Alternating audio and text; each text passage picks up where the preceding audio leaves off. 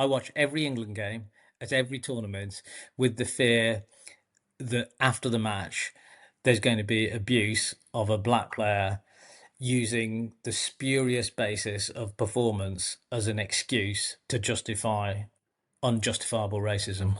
That's Sanjay Bandari, chair of English football's anti-racism body Kick It Out, who've been helping the Football Association and their defender Jess Carter over the racist abuse she suffered here at the European Championships following the quarter-final against Sweden.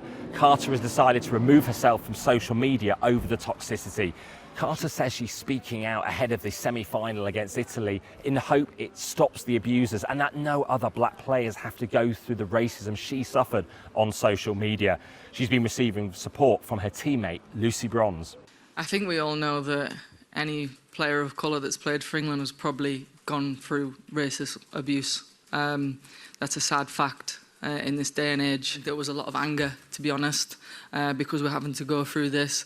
Because as players, we want to stand up and we want to make a change. The England players have been taking a knee in a stand against racism at this tournament. Now they say they will stand. Their FA bosses have contacted the police back in Britain to try to find the perpetrators of this racist abuse. The social media companies need to do far more. They've actually gone backwards over the last 4 or 5 years, not forwards. It's got worse on social media, not better. And they need to provide us with the tools to help to keep us safe and to remove some of this toxicity from the platforms. X is undoubtedly the worst. It has become no holds barred. It's almost as if the proprietors just don't care what happens on that platform. And with Instagram, it's much more in the direct messaging. And I think there needs to be much more done there to protect people from those messages. This is grimly not a new situation the Football Association is dealing with. They've been calling out the social media firms for years over the racist abuse players have been suffering, both in the men's and women's teams. After the men's Euros final in 2021, there was particularly racist abuse targeted at 3 black players who missed penalties in the shootout: Marcus Rashford, Jadon Sancho and Bukayo Saka. But here we are, still talking about the same problem and the same issue of social media firms still allowing hate to perpetrate online.